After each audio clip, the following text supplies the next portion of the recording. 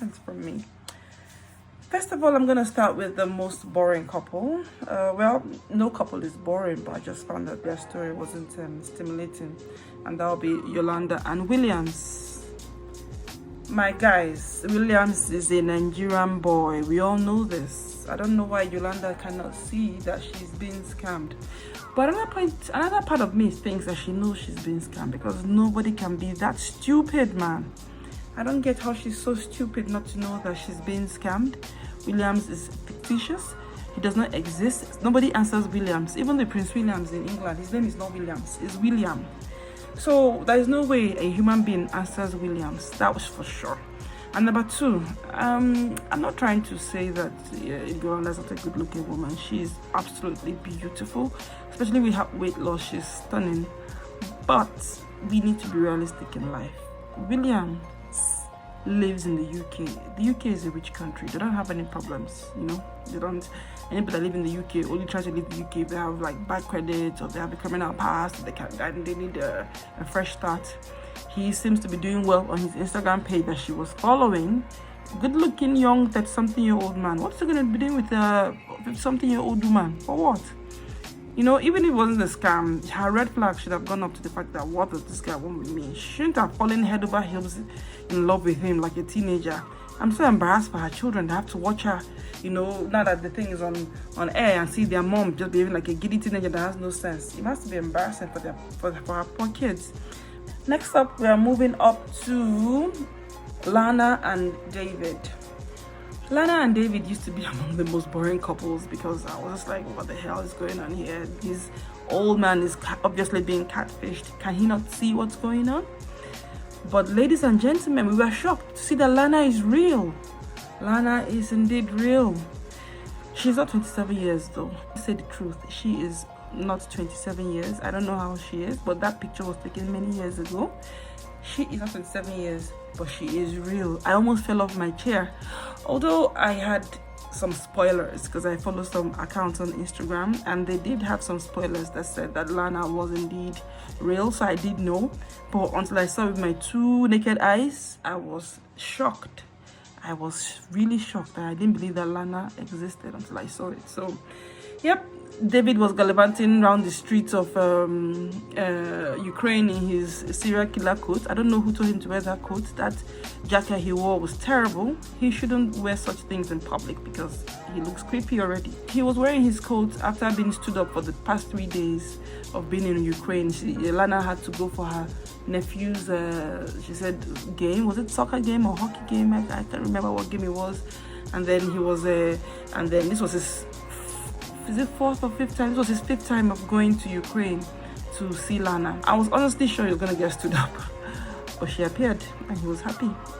And then they gave her a hug, and I'm looking forward to next week to see what they talk about, because that was so bizarre. I didn't expect that at all. Right, let's move on to Stephanie and Erica.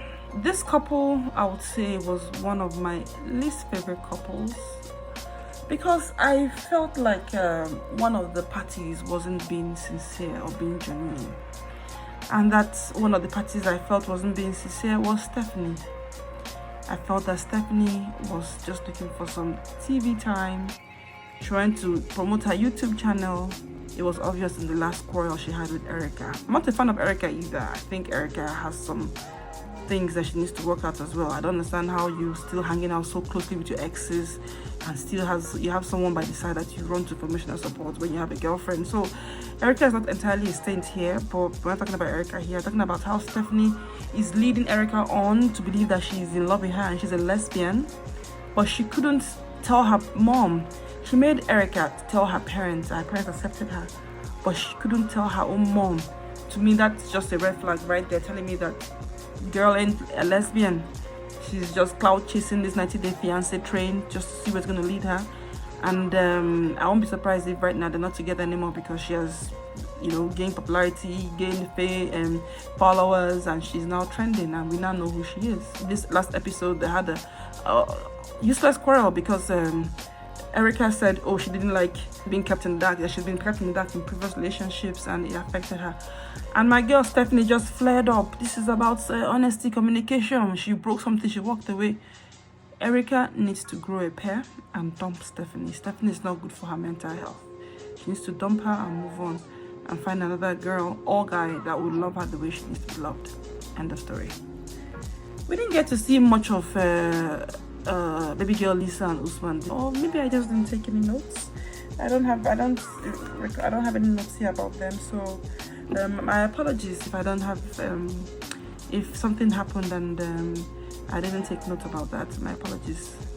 All right, so moving on to Ash and Avery.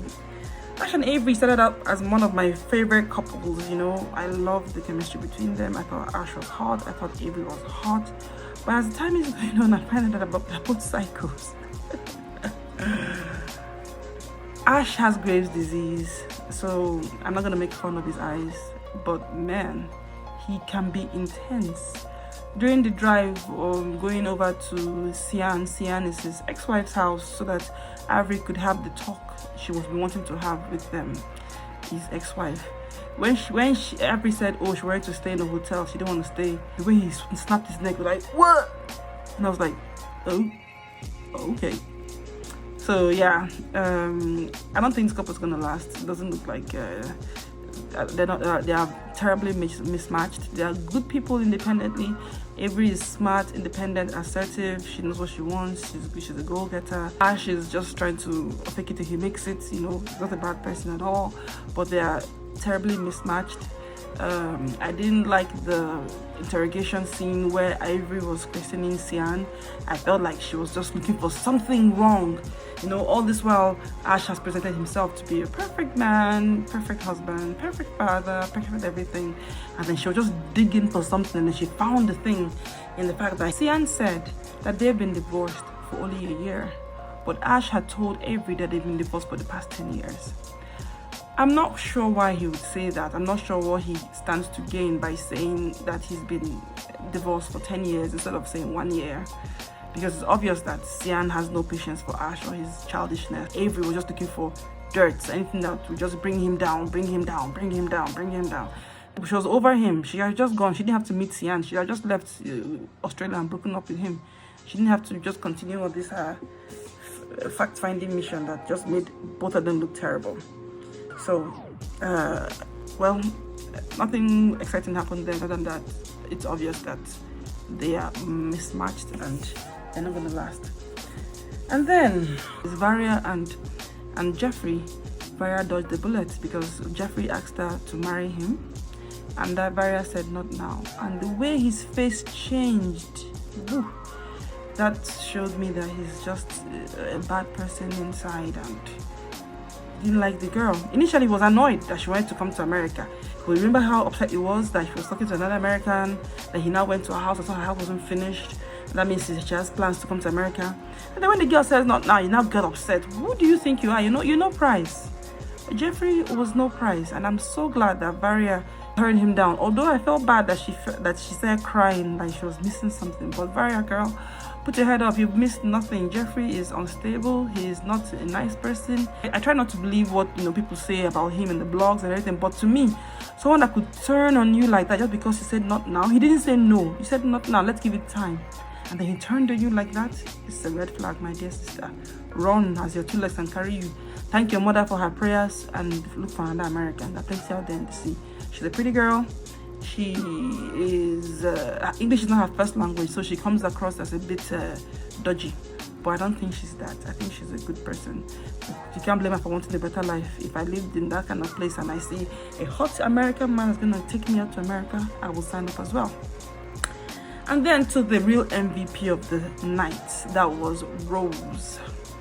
Rosa Marie Vega showed no neckhead where to stuff it.